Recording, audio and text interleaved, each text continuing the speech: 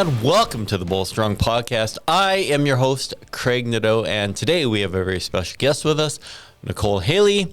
You can find her at Nicole Talks Love. We've heard her a few times on the radio and in other different mediums, and she is a delight and excited to share our experience with her and you. All right, let's jump right into it, and this is Nicole. Yeah, okay. Welcome. So you're in Vancouver, I believe? I am, yes. Yes, I love it on the coast. Mm-hmm. Amazing. Nice there today?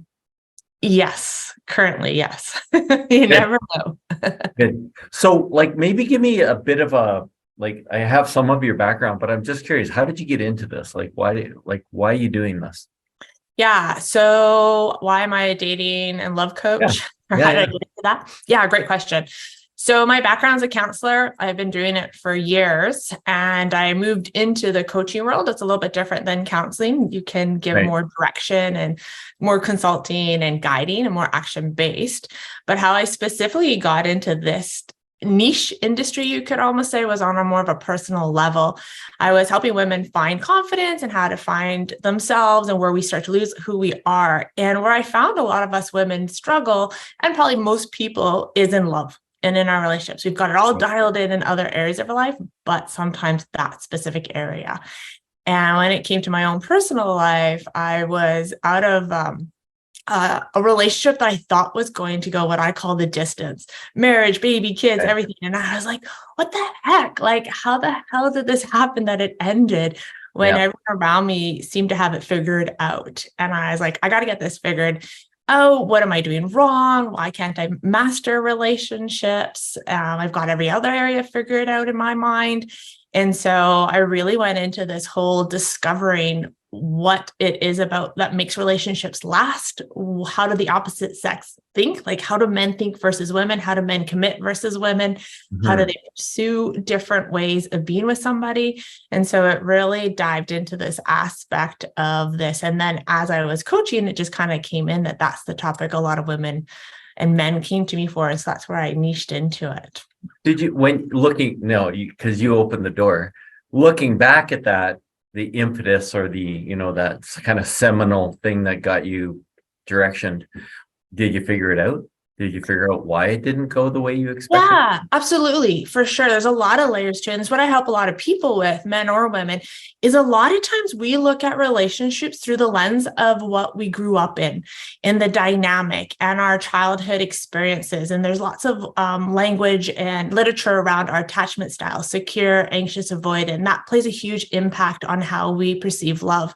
And then a lot of our past relationships, how we processed endings or how we saw ourselves in that experience. We start to create beliefs and we start to trap emotions in our body. And if it's unprocessed, we take that right into our next relationship. And we're surprised that it doesn't work out, but it's usually because we haven't really healed from those other experiences. Have you ever heard the term oh my gosh, I feel like I'm dating the same person again, right? Yeah, different body, perhaps, different look, but same personality traits, or I'm dating one of my parents, or I'm in a relationship with one of my parents. This seems so much like my mother or my father. Right. It's because we attract a lot of those exact similar characteristics and traits because we're familiar to that. But that's not necessarily who we want to be with in relationship, but it's what we know. And so until we start acknowledging that, recognizing and breaking some of those patterns, we will keep continuing that pattern. Do you think I have two daughters and a son, and they're both well into the dating age? Yeah. Do you think some of it is a leading question a little bit? Do you think some of it is genetic at all? Do you think there's a genetic component to it? Yeah, you could definitely look at some elements of personality traits, right? Because you can have 3 children raised in the exact same home and they all have a different experience, right? And that's what we're experiencing. Yes. And you're like, how did you see that situation unfolding? Or how did you interpret that comment to mean this? So you could look at it genetically. You could look at it as personality. It looks at environmental versus nature, nurture versus environment, right? nature, nurture, that element, absolutely. There's a lot of layers to that piece, but it still comes from that person's internal world of how they then approach dating or relationships. Yeah. Do you think there's like, and I see it because, I have young girls in my family, and they're really anxious to be dating and feeling that sense of belonging and being needed and that sort of thing. Is there a healthy way to get into it? Like, is there a healthy way where maybe young people who are just learning about themselves can, dive in, but not be so like, I guess here's the background to the question. You get kids, they dive in, and this is, they're in their first, also, let's say half a dozen relationships or lower. And then suddenly you've got someone who likes you, and then suddenly you're probably doing what you were saying you did originally. This is going in the right direction. I see kids, I see marriage, I see vacations together. And then the underpinnings disappear. And then you're into relationship 2 and 3 and 4 and 5. And I guess I've always wondered, I've probably done a bad job as a parent and just not really set the kids up properly for what's the proper expectation. And then how do you deal with the reality that your hormones are just telling you what to do? They're just taking the gray matter and just kind of saying, you got to do this, and you got to be in a relationship, and you got to have kids. And I don't know, like, what's the right thing to do? You asked many questions in that. Yeah, I know.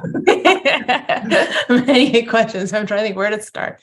Okay, so one, I don't think you did a bad job as parenting, right? I think all parents do the best we know. And like you said, you have 3 kids with 3 different personalities of how they're perceiving relationships and what they're learning from your relationship and the dynamic. And it's at a very unconscious level. We get imprinted from 0 to 7 of the world around us. And we build beliefs and systems on that. And then we start adding evidence to hold that to be true. Even if it's not actually true, our mind thinks it is. Right. So that in place.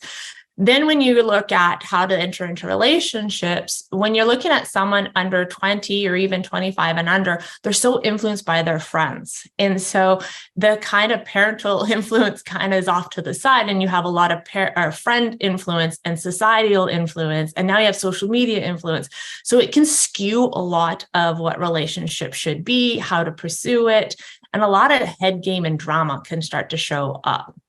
Absolutely. Then you add in, like you said, that hormones that get flooded. And so it really skews what real love is or what one really wants to experience.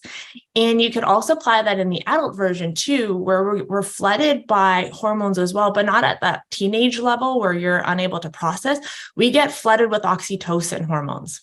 And so a high level of chemistry. And so when you've heard of that honeymoon stage where you meet somebody, and in that honeymoon stage, you're flooded with all these hormones that are like, this is amazing. I can't believe I found somebody. Oh my God.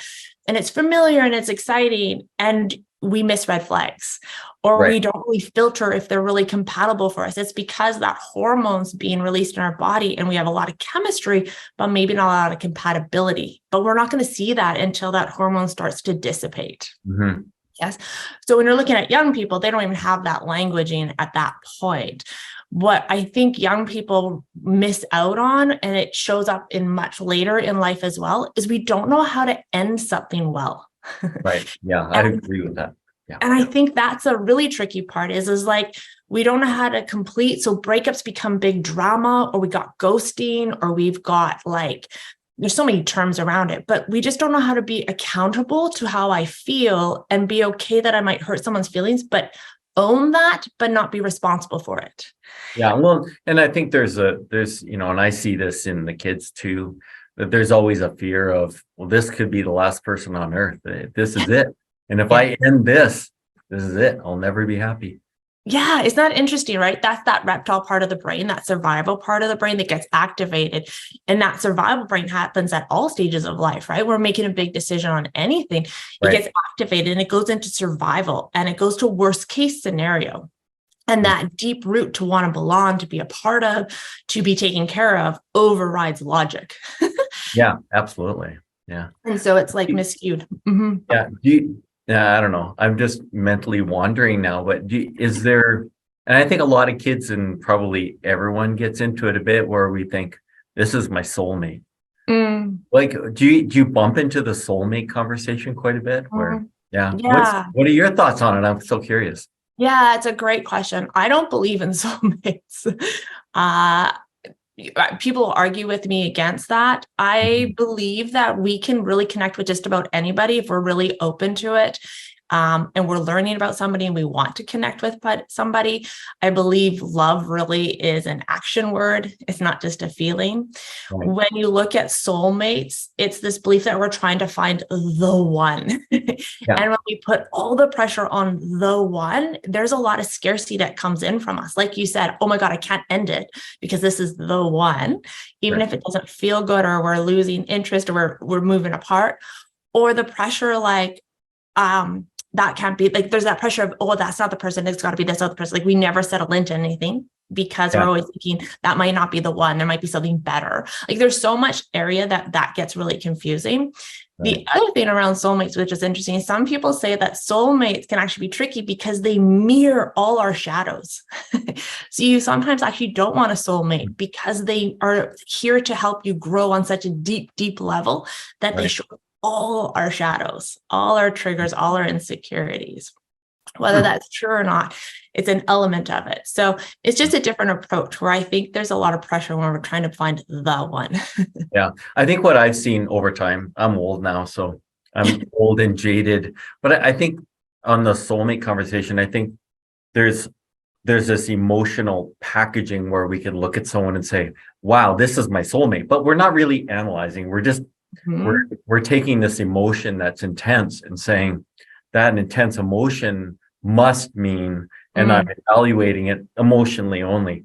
But then Sure. you could step back and then you could very statistically say, look, we're very compatible here. We're maybe an 8 out of 10 on this. We're a 10 Yeah. out of 10 here. We're physically a 9 out of 10. But when we fight, we're like a 4 like you could statistically do it and say, I have a very high level of compatibility with this person. And maybe that's what we wrap up and say, oh, this is my soulmate, because our compatibility, at least what we sense is our compatibility, Mm. is Mhm. very high. But it statistically, we probably need to step back. And like I've seen this a lot with my kids where, Mm. we look at the emotional side of it and they're like really tied up and hung up into someone. And then when you start to do the math on it, it's like, what are you doing? Like, Mhm. why are you in this relationship? But emotionally, they're really caught up into it. Sure. Yeah, I think what you're saying is true. And I think sometimes there's a lot of things around like how much is compatibility important to how much chemistry is important to attraction. Yeah. There's all these aspects to it. Absolutely.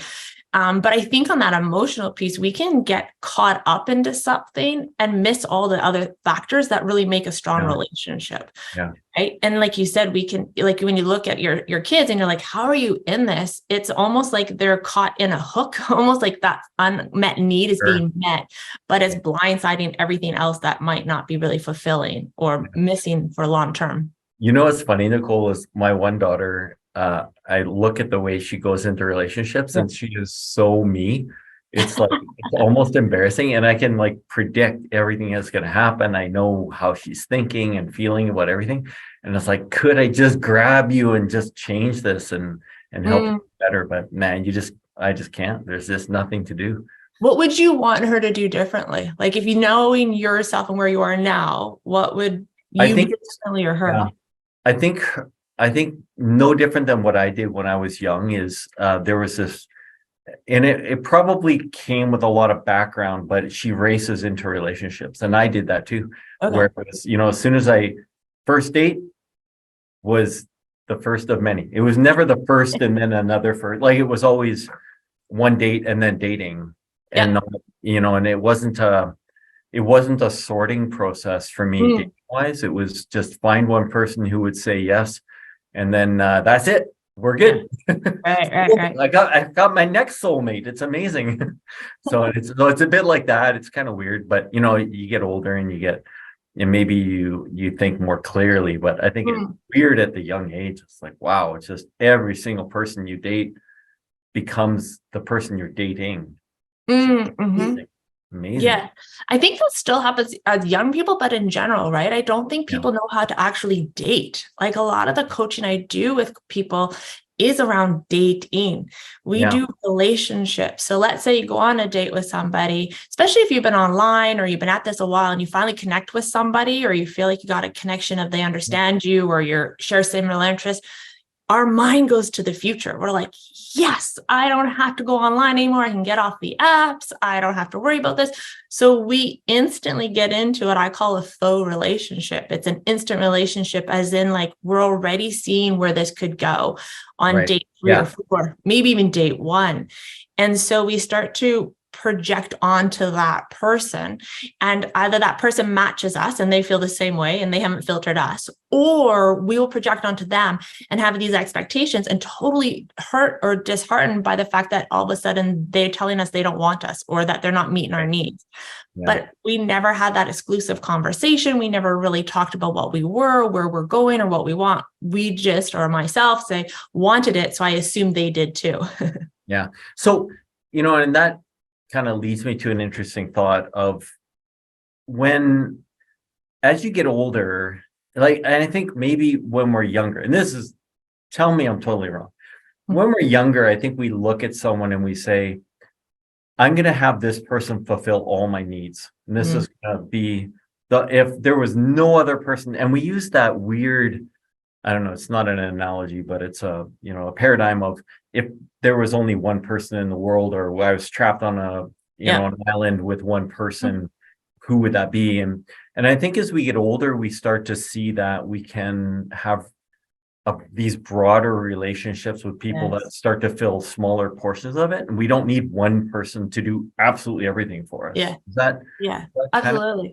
Yeah. Absolutely. Yeah, absolutely. Because I think what we do is we get disappointed because we're expecting this one person to be everything for us, and they can't. And then we're hurt or resentful that they're unable to. And so that maturity is being able to step back and realize, wow, I need more people in my life to offer different elements rather than expecting my partner to complete me or complete these other areas of fulfillment.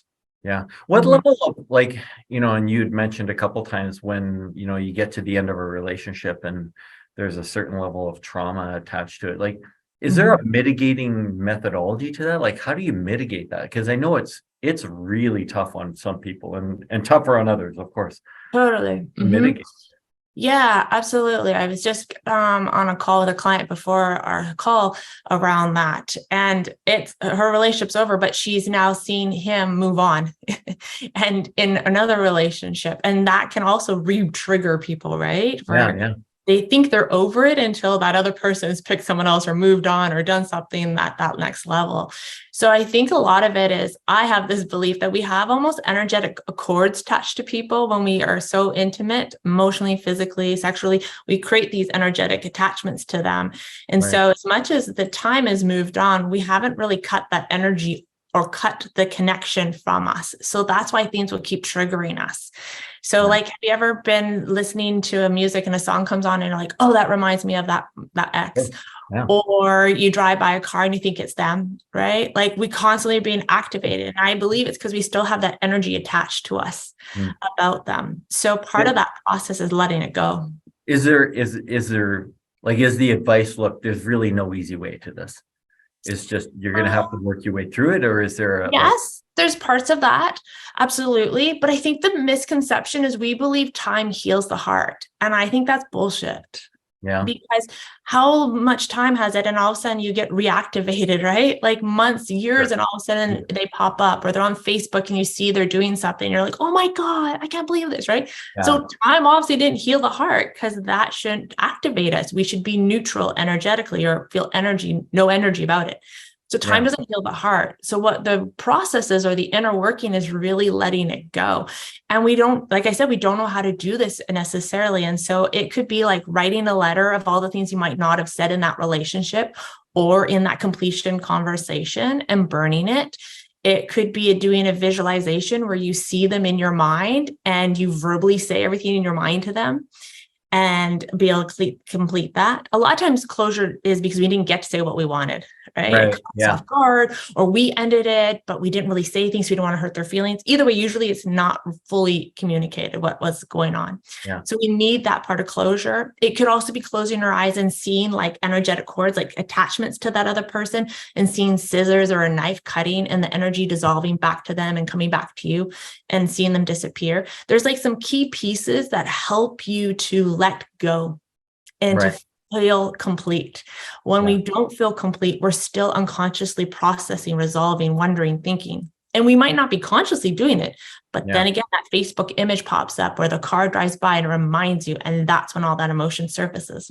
You must have a lot of tools in your toolbox because everyone's going to be a little different too. Yes. Well, everybody needs something a little bit different, right? Absolutely. And where they're at or what experiences they've had that they haven't been able to move through.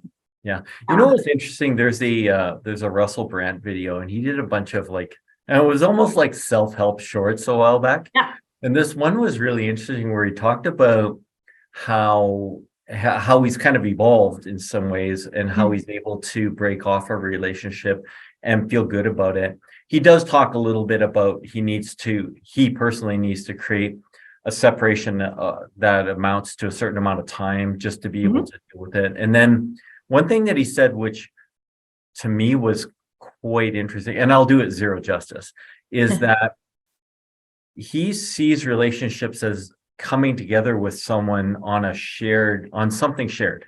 And whether that's building a family, building a home, building a business, but he sees those relationships as a shared effort on a project as opposed to two people coming together to fix the other person. And I think and if you're trying to find someone just to fix you, I don't know if we can ever do that because the other person is trying to get fixed too, probably. And I don't know.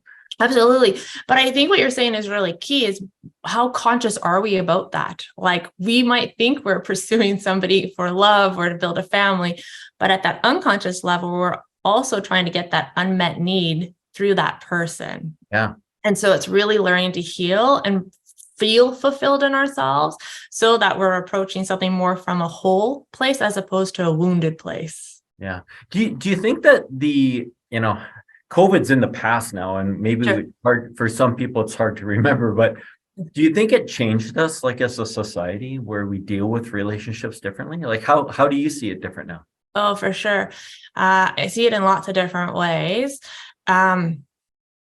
I think in the dating world and in the relationship world, when we were with people, like two parts. One, when we're locked in with somebody, right? As in like don't have a lot of outside influence or buffers, right? You didn't have like the work buffers, the pub, the shopping buffers, right? And you're just with that person.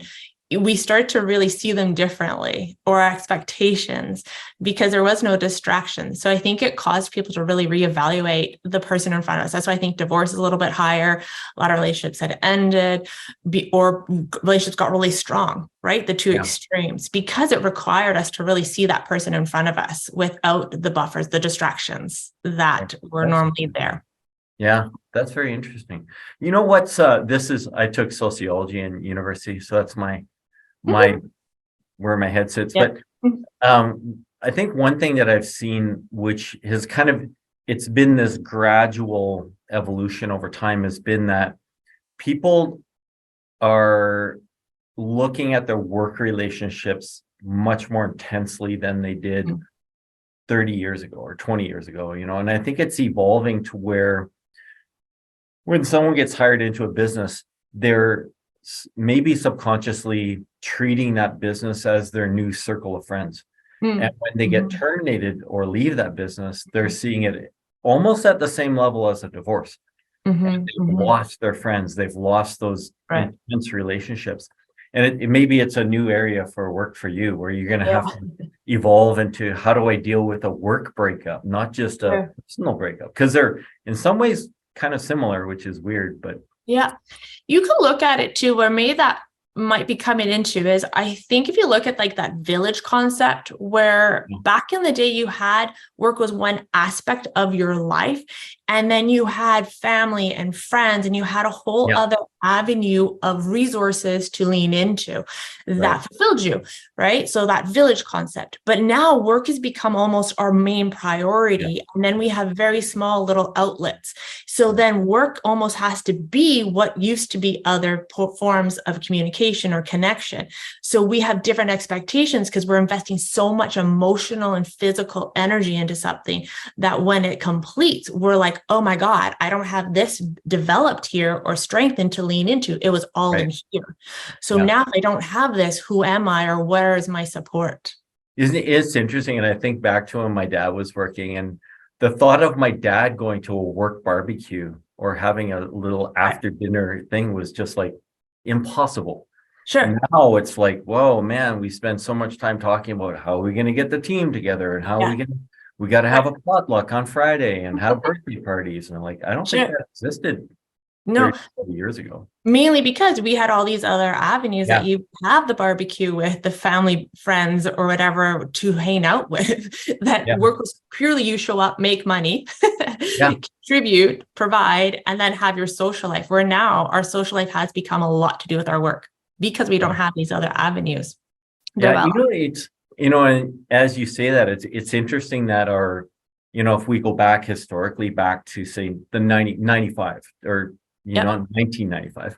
Yeah. And we think, well, back then we didn't have Instagram, LinkedIn, TikTok, Facebook, or anything.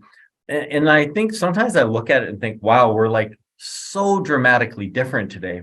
But then I think maybe we're not, like maybe we're different, but maybe it's not that different. Maybe just the way we find people to interact with is different, but maybe the interaction, I don't know. What do you think? Like, it seems to be, it's an interesting social experiment because really only, well, that would be 30 years ago. Sure. We are at zero social media, really, other than, I don't know what social media was there to have to write you a letter, right? Or call you, to today where I have instant access to essentially almost the entire planet.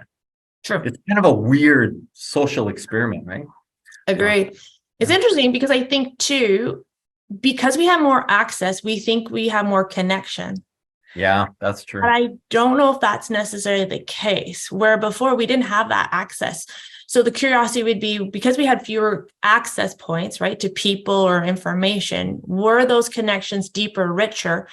Or when you have more, does that create deeper, richer connections? And that'd be my curiosity, because I would lean to the fact that we don't. We have the illusion that we have a lot of people, which means a lot of people must like us. A lot of people are in our life and we're deeply connected to them. But if we really look at it, I don't think we are.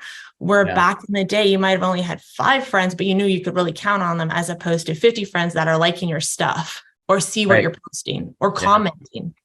Yeah, it's interesting because our kids, like my kids, are growing up entirely during this generation of, having access to everyone. Whereas I kind of grew up before that, developed my core group of deep friends, and then now I'm experiencing this other weird part of the world that's, I don't know, it seems fake. I remember one time someone said, "Hey, I'm not on Facebook because I have real friends." It was so good. Right. But I think there's a balance. I think that'll be the moving forward piece, is how do you balance? Because social media is not going anywhere. Like, it's not like we're going to go back. So it's now like, how do we make it work? Have you seen the movie? Oh, I won't remember the term. It's something about social. It's about the social phenomena around social media. Was it a documentary? No, it was an actual movie. Oh, I can't believe I can't remember the title. There's a few now, so yeah. Now I'm like, you need to edit this out because I can't remember it. We'll find it. We'll find it. We'll put it in the notes. Yeah, but the premise around it is that they've got us so dialed in on how we think and how we operate that they're constantly bombarding us with information and messaging that pulls us away from actual true connections. And so the idea is how do you override some of this? Because like I said, it's not going away. Social media is not going away, but how do we balance it out that we're not controlled by it, that it's us using it, not it using us, and that we know how to develop true relationships. And I think that's the piece we get to learn and move into, whether it's romantic relationships or friendships or colleague relationships, I think that skill is losing its potency on how to truly connect with someone and hear them and feel into what they're feeling. Because when we have a screen in front of us, we don't have that same emotional response. Right. Yeah. And it's funny as you're saying that, I'm thinking, it's weird. I feel so guilty when I try not to go on Instagram too much because I find it just a time suck. But then I go on it and I see, there's people that I don't really know. Like I know them by name. I maybe have seen them in person once or twice. But then I feel really guilty when I don't like something they post. And it's like, well, I wasn't liking it an hour or yesterday or a month ago, and suddenly I feel all guilty that they posted. I feel like I'm a bad friend, and it's funny. It's wild, right? Like that's the where this is getting so bizarre in our behaviors and how much is changing us to what is normal and what is a true like and what is a true friend on that level as well. And having honest conversations. They did this, and this could be a documentary, I think, where they had somebody who was on social media and they had written these messages, really derogatory, mean, racial messages, and at this person. So then these strangers had to come in and read the message personally to that individual sitting there. And the majority of them couldn't read the message to the person in front of them. Wow. Because all of a sudden now you feel that energy, you feel how that person is thinking or how wrong is what is on this text going to be said. But that's what I'm saying is when we misconnect or when we don't have that interaction, the physical connection, we don't really feel someone else's discomfort or pain. Right. It's easy to write whatever we want. You see it in social media and comments and all of that. But also when you're with someone in that room, the likelihood of you saying that is a lot less. Right. Yeah, that makes sense. I guess the anonymity is so empowering because there's no repercussions. You can do whatever you want. So right. But at the same time, I think that's when you look at that social experiment is how do we build more in-person experiences? How do we keep connecting on an in-person level? Because that is where humans need to be. That's where we need to connect. That's where we grow. That's where we expand. We don't expand on a screen. As part of that, what's interesting, of course, is that social media gives us the ability to reach out and connect with people that we didn't necessarily have connection with before. But then you meet someone, and then you bring them into your life, and then maybe the purpose of the social media starts to fade because then it's not like your phone book of available individuals. So I was wondering, and I'd be curious what your anecdotal, and I don't know, I haven't seen the research, maybe you have, but when couples are posting about themselves, or there's this constant trickle of, I'm so happy, and here's a teddy bear, and do you think that I shouldn't broach it. What do you think about that? Which part? What I heard. Like about what is that good? Like when couples post joint messages about how happy and how in love they are, is that a good or a bad or a neutral sort of situation, do you think?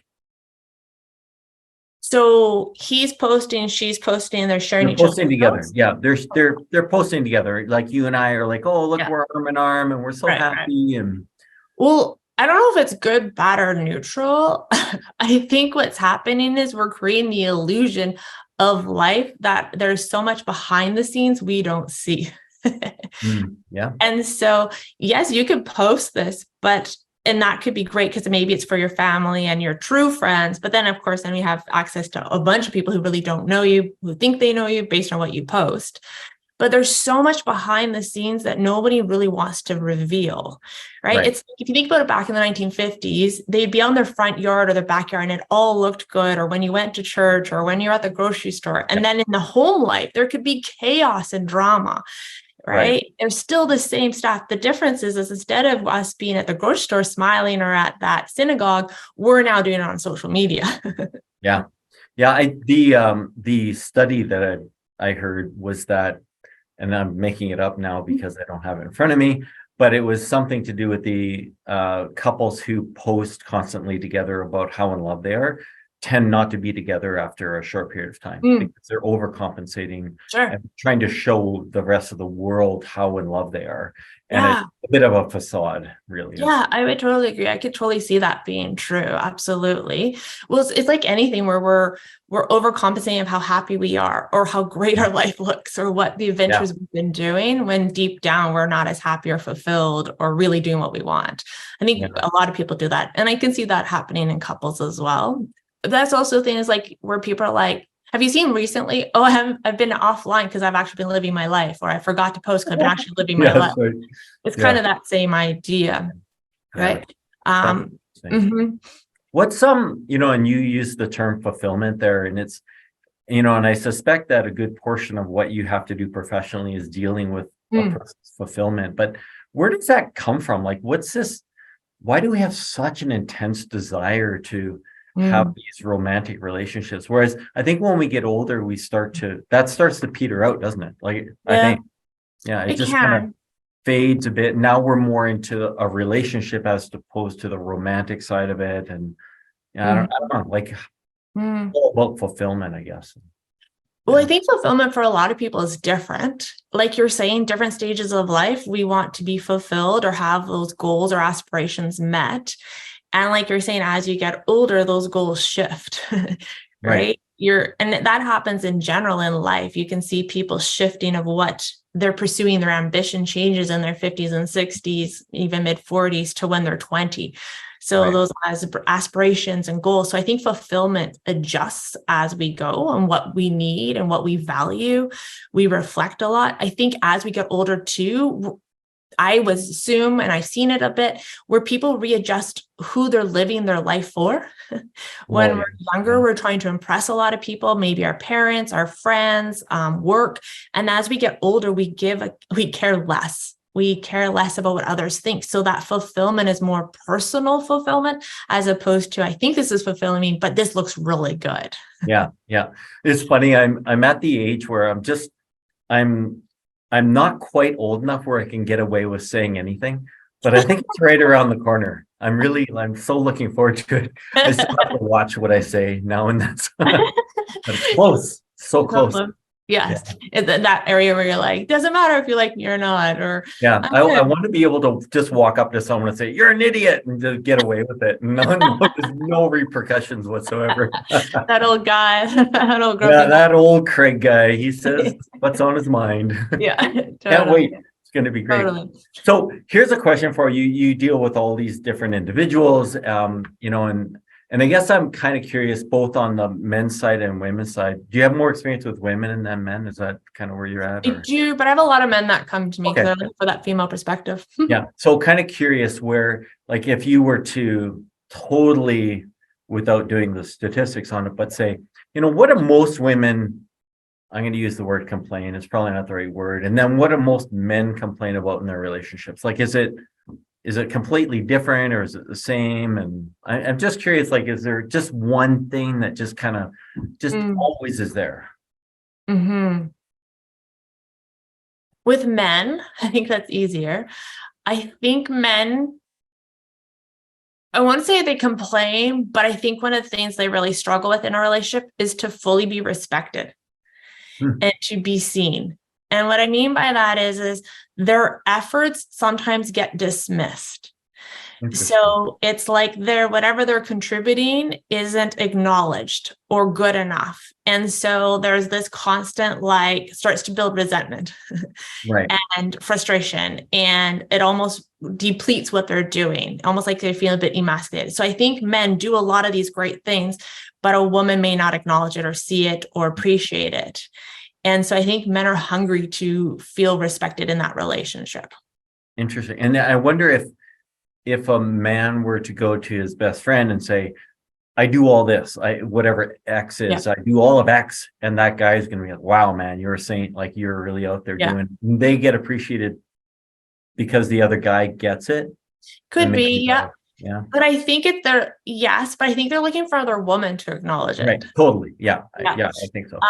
Like I think in relationships, yeah, I think men do a lot of great things, but with women, we will dismiss it because we're hurt or we're holding on to something from the past and we're not acknowledging where we are in the moment. We're still in like 2 weeks ago or 2 years ago. So whatever he's doing, we're like, yeah, that's great, but Yeah, that's an interesting trait that, and I've seen that with a lot of women where they hold on to stuff more than men do. Men seem to like have this uncanny ability to just like, it's dismissed in their head. Like that's gone. Like you couldn't even, totally. What's an example of something? Well, I have no idea. I can't remember from last week. Yes. And I call it like the light switch. It's like on off. It's like on, you're in that moment and then it's off and it's done. And women are like more like almost like a slow burn. Like you can blow out the candle, but there's still a smoke and the amber. And if you fan it enough, it'll start again. There's no light switch. And so I think that's a piece. And I think for women, a lot of the struggle is that, gosh, there's different aspects to it. I think every woman's going to be different on this. And she might be like, that's not true, Nicole. I feel this. But I think it's her as well feeling seen and appreciated. I think in most relationships, we're seeking that to be appreciated, to be seen and acknowledged. Yeah. But it's a different way we want it. Do you think that men and women want to be like, there's this physicality to relationships too. Do you think women need more to be recognized physically, to say, you're beautiful, Nicole, like you look so nice today, whereas men don't need that? Or do men also need that, but it never comes up? Well, what do you think as a man? Do you want to hear you're really good looking, I like your shirt? Or would you rather be like, I really like that decision you made, or your opinion on that was really bang on? I might not be the best example. However, I think it's nice because it's so infrequent to be acknowledged at a physical level, to say, hey, your hair looks good, or just like I get my hair cut frequently, and it's weird that no one ever notices. But if a woman gets like dyed tips, everyone in the entire office is like, hey, you got dyed tips. And everyone's so excited about it. Yeah. But I think there is certainly an element where it would be nice to be acknowledged that way. Okay. I don't know if it's, I don't know, maybe it might be a little different for me. I don't know. I think it's funny when my kids have homework to do and I can actually answer the question, I feel great. Yeah. But I don't know if someone at work said, man, that was a really good idea. I kind of feel like they're lying anyways. So they're sucking up somehow, or I don't know. Okay. So, I don't know. I'm not sure. Yeah, that's so interesting. My mind's like, oh, let's coach around that. But yeah, totally. But I would say it's like you said, it's really individual, right? What each man wants. I think though the difference is with men, you don't. I'm judging or assuming, but a lot of men don't compliment each other physically. Yeah, it's not a natural go-to. Where you see women, we're always like, oh, I love your dress, or those are great shoes, or where'd you get your hair done, or your nails look really good. Like we're constantly flooding each other with compliments and seeing each other. I haven't seen or witnessed in the coaching world, my clients, the males getting that from each other. Right. There's almost more of the opposite where you would, it's probably, I'm more comfortable telling my friend he looks terrible. Totally. Because I'm not telling the truth in the first place. But like, why are you wearing that suit? Or your shoes look bad, or like we're more in that mode. But in some ways it's playful. Yes. Right. Probably not very good. Sure, it's a banter, but I think it creates men are starving or very hungry to actually be acknowledged, to be seen, to be appreciated for that, because they're not getting it from their male counterparts, right? Yeah. So that is a benefit being in a relationship, whether it's same sex or not, where your partner really will see you and appreciate and acknowledge that. Mm-hmm. And this is probably stuff you're coaching on, right? Like you're basically, look, you want to have a healthy relationship, you're going to need to adjust and help and compliment maybe once in a while. Well, yeah, part of it is knowing your love language too, right? That those 5 love languages is a great resource to know what is it that helps you to feel loved and how do you show love. And when you understand that with your partner or even the person you're dating with, then you're able to then hopefully meet some of that or offer Right. it instead of assuming. Right. What's your love language? It would be words of affirmation. And my partner's pretty sarcastic and he's got a very British tone. And so when I would go to bed, I'd be like, tell me 5 things you like about me. She's like, what? And I'm like, tell me 5 things. And so it's now like a joke because I'm like, no sex, no nothing until you tell me it. And he's like, oh God, Nicole. Right. But I just know that's what I need. And it's not his natural go-to. Mm-hmm. And so if I acknowledge what I need, then I can't make him wrong for it, but I can ask for it. Is it strange and like that we have to like needing to know someone's love language to me is somewhat strange because you would think that if I am attracted to someone and we end up in a relationship together, why wouldn't it make sense that our love languages would be fairly aligned? Why do we always end up in a relationship where the love languages are so incompatible? Isn't that weird? Yeah. Like you would think, yeah, the same. Totally. But I think that has a lot to do with those opposites attract, right? Yeah. And I think it has a lot to do with our patterning, like we talked about in the very beginning, where we have learned behaviors, learned ways of showing love. Because in the beginning, that honeymoon stage is what hooks us in. And we're showing all these ways of love. And then as that hormone settles down, we start to become more our true self of how we actually operate in love and how we show love and how we feel love. But by then we're already somewhat committed. Yeah. And so then it's different. It's funny when I think about it and I think of the people that I know that are in relationships. I would totally be guessing of what their love languages are, but I can't look at them and think those two people have the same love language. It's weird. Like I can't think of a couple where they both like giving each other gifts and that's the love language. Maybe it exists, but it is odd that. Yeah. And I think we need them all, but they'll be more dominant. There's definitely more dominant. And it's not a bad thing, right? It's not like, oh, we can't be together, we're incompatible because our love languages are different. It's more learning, right? And I also have this belief that all relationships, romantic or not, are containers to grow and to learn. And there our ability to really learn to express ourselves, to tap into what we need, to heal like unmet needs, but that container. And so that container can be for a lifetime. It could be a season. It could be a moment. Right. Reason, but relationships truly are those containers to heal. And I think the challenge with that analogy is going to be, not that it's wrong, but I think the challenge is going to be at some point you may outgrow that container. Sure, but that could be, it's not forever. You need to take it. Do you physically or psychologically take that container, put it on the shelf and say, it's got expiry date. We're done. Expiry date. We don't want to touch that. Toxic. Learned, did it. Yeah. Well, I think on some level there's elements. Yeah. Like were you complete? That's that whole thing. I don't think relationships are always meant forever. We have a belief they're meant forever. And I don't even know if love relationships should be forever. Right. Yeah. Because I think we do grow and evolve and we're living way longer than we ever were meant to back in the day. And yet we have these constraints that are meant for life. Well, life then was 40 years. We're now at 80 or plus. Yeah. Yeah. And so the other interesting complexity to it, of course, is now that, I think if you go back, quite far just to be, to use, the longer term, and you would say, men and women or people in relationships, they probably had very defined roles where, the woman would be doing something and the man would be elsewhere.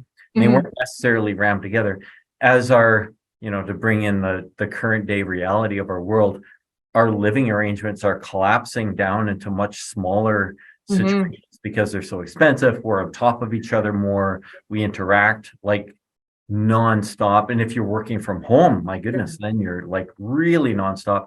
So I think that's really changed the dynamic as well. Because now, when we talked earlier about, have all these other organizations or, situations where you have relationships, but now you're on top of each other all the time. So yes.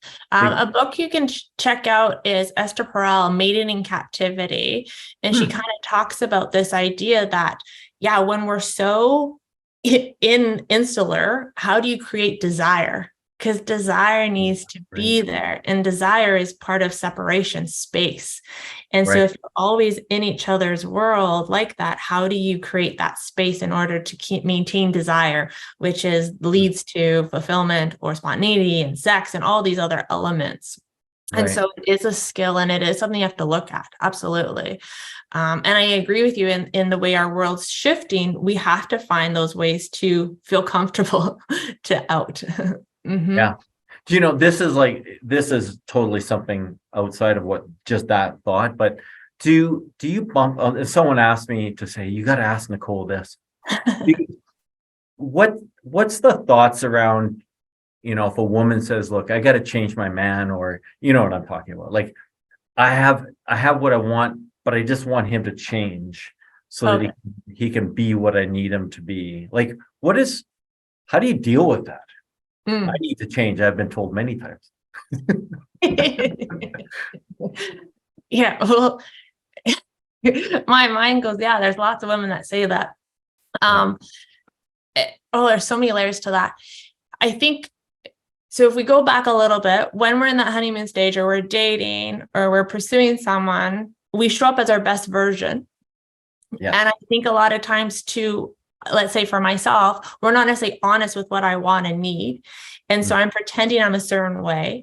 And so then we connect on this illusion or pretending of this is who I am and this is what we want. And then again, as the time goes on, our true sense of self and our expectations and what we value is different.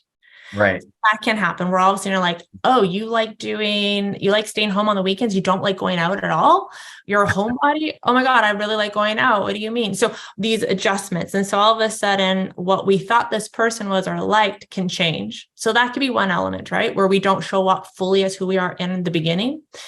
Two, we start to evolve. So a lot of times I find women are really on this journey of like exploration and curiosity. She's the ones that are doing the courses, the YouTubes, the podcasts, a lot more than men. So she's moving such at a high frequency of consciousness of like what's important to her, and her man or the partner she's in a relationship with might not be at that level. And eventually the gap starts to go. Right. Yeah. And so then there's this urge for her to get him to come along. But if that's not his thing, then sometimes that gap can get too wide. Right.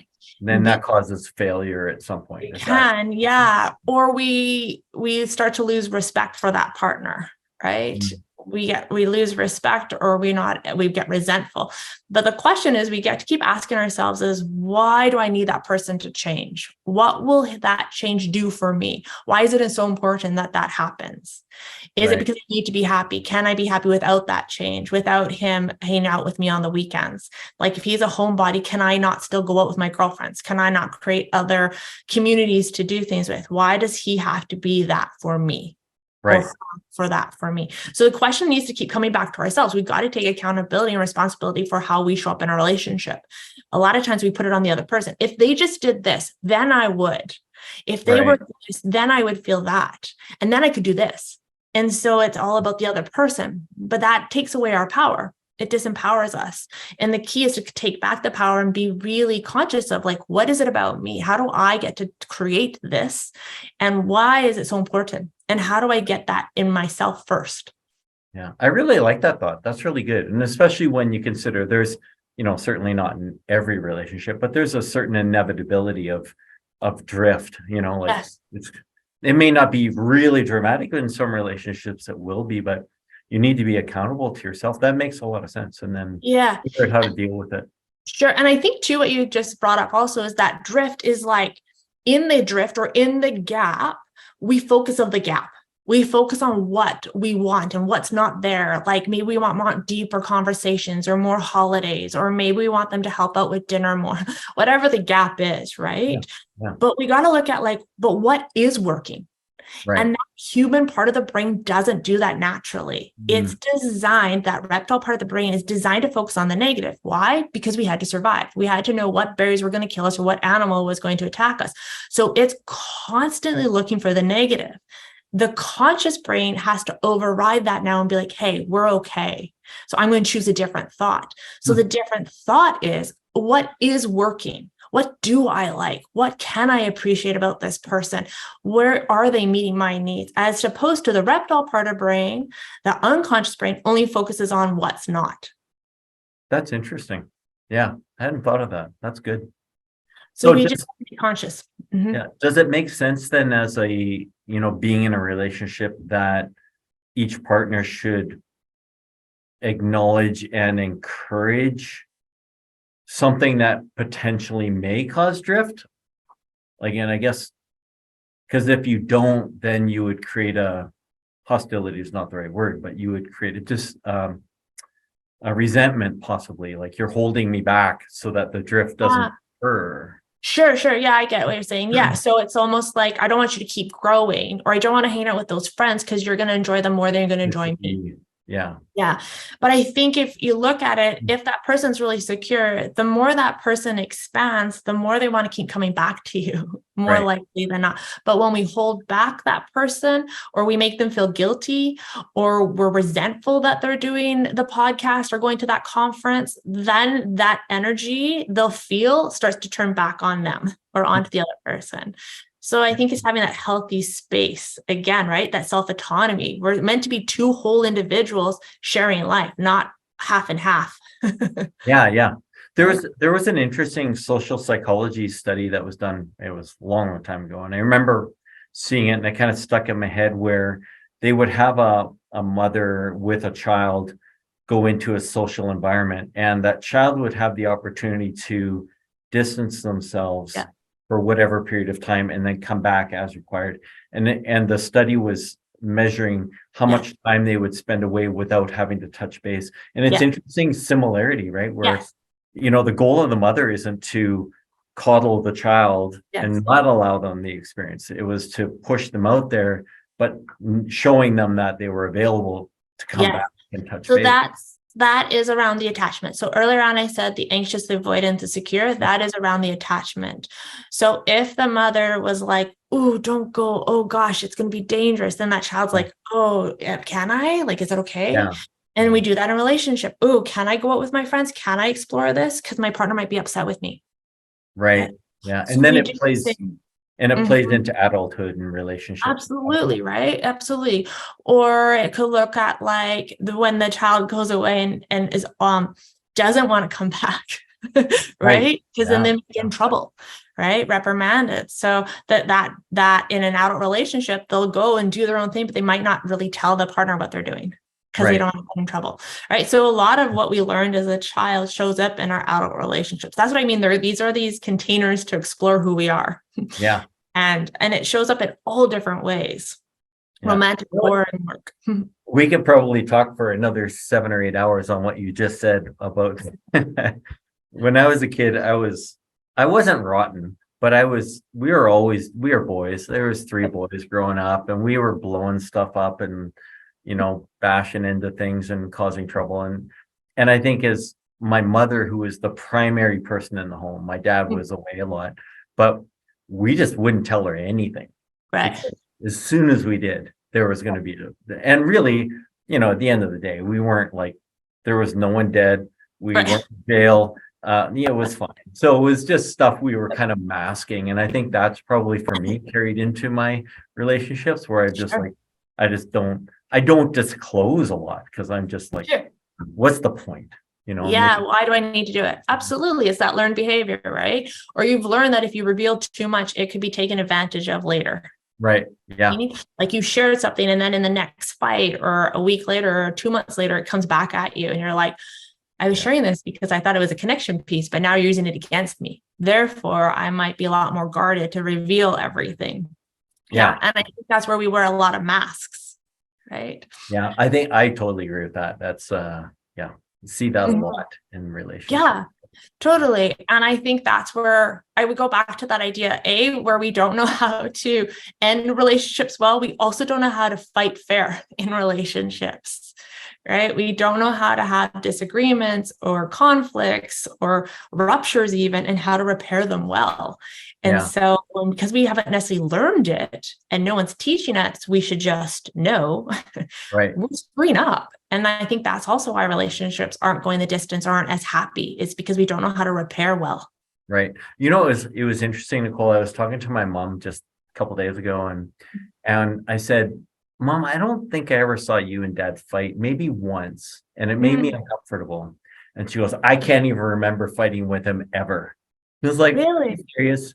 Like, I Right. think you did, but we just never saw it." Like, I don't know how that affected me, but I think part of it was that I think my belief system as I evolved was that you shouldn't fight.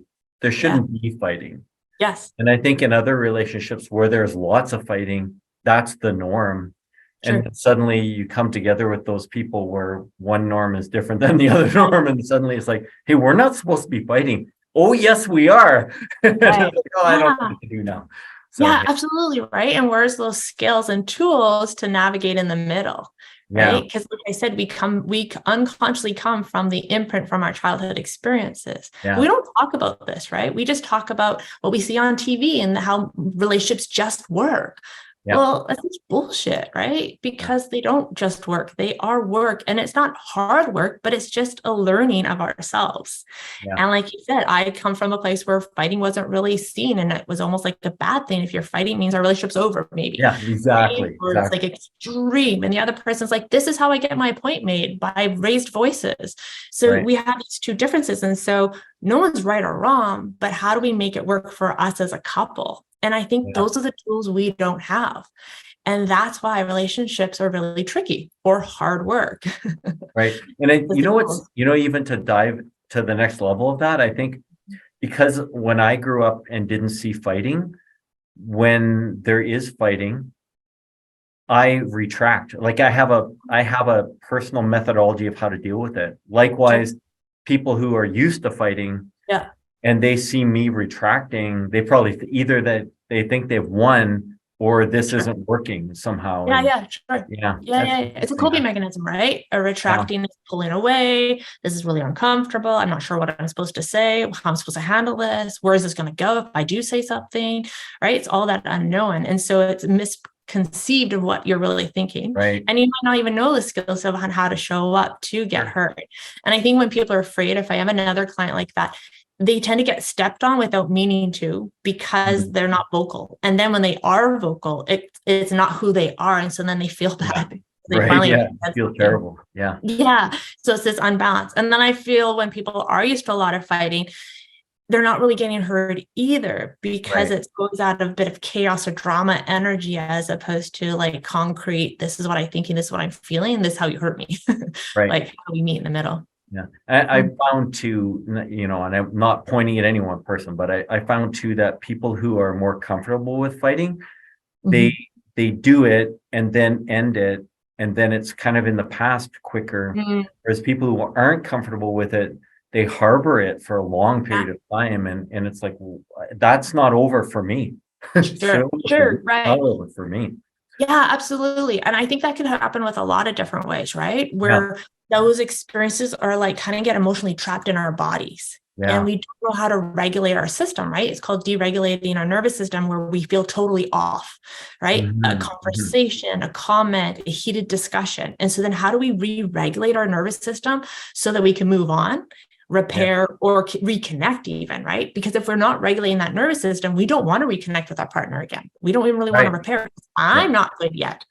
So Right. why would I want to make you good or a relationship good when I'm still struggling? Yeah. No, Yes. that makes So sense. it's really knowing, like, what do I need to dissipate this energy or to restabilize myself and feel safe again? Right. Right. And not like safe as in danger, my life's I'm going to die danger, but I don't feel safe right now because the energy or the Yeah. conversation. I like that regulating concept. That's good because we want to be in a homeostatic sort of position where Yes. we feel Yes. right and we don't feel right. And then, yeah. Yes. And then that homostat, what you just said, homeostasis, is also where we get to up level, right? So we Yeah. all have a thermostat of what we're comfortable with. Right. And this can be also applied to like happiness and love, success, arguments. Like we all have a level of what we're comfortable with. And when we go above it, it can also deregulate us. Yeah. Right. Yeah. That So makes sense. Yeah. a really good book to check out is Gay Hendricks. He wrote The Big Leap. It's this picture of a fish jumping out of a fishbowl. Oh, I've seen the cover of that book. I haven't read it for sure, but yeah. Read it. It's excellent. It's a few decades old, but it's a game changer in how you think, because we do have thermostats of what we allow ourselves of success, happiness, all of this. And then when we go above it, we deregulate our nervous system. And so how do we regulate it back? Wow, that's very nice. Okay, well, listen, I know you're super busy, but I want to give you a bit of a plug. So, Sure. How do people find you? And we're going to put it in the show notes anyways, but they find you online. Sure. Yeah. It's all under NicoleTalksLove.com. Yeah. Feel free. You can book a call with me if you have questions. I offer what I call Let's Talk Love discovery calls. So if you got something you're like, hey, you said something on the show, but it doesn't really apply to me, but I want to know more. Or what do I do in this situation? Jump on a call. I love giving out these opportunities to explore. And if you feel like it's a good fit, maybe you might want to work with me, maybe not, but you'll definitely get something out of it. Yeah. So, and you're on Instagram, I'm sure. Yes, Instagram and Facebook. Yeah. All NicoleTalksLove.com. Nicole Talks Love. Easy. Well, I certainly appreciate your time. I'd love to talk to you again. This is so all good. kinds of crazy stuff, and Yes. we'll throw Sounds amazing. I think we covered every topic. Not every topic, but we skimmed the surface. We did, yes. And then if you ever want, we'll go even deeper. Yeah, we'll deep dive something. We'll deep dive something really interesting, like breakups or something. That'll be fun. Sure. That sounds amazing. All right. Well, thanks for your time again. I'd love to have you again. You were wonderful to talk to, and we'll catch up soon. Thanks. Sounds great. Thanks. Have a good one. Ciao. Thank Bye. you. All right. Bye for now. Yeah. Hello again. This is Craig from the Bold Strong Podcast. Hopefully you enjoyed today's episode. Had a good time making it. Always have great conversations. We have a number of tremendous guests coming up in the next little while. And hopefully you follow us on Instagram, LinkedIn, and YouTube. Look forward to sharing those stories with you. Special thanks to our editor, Chris, and to our production assistant, Aruba. Have a great day.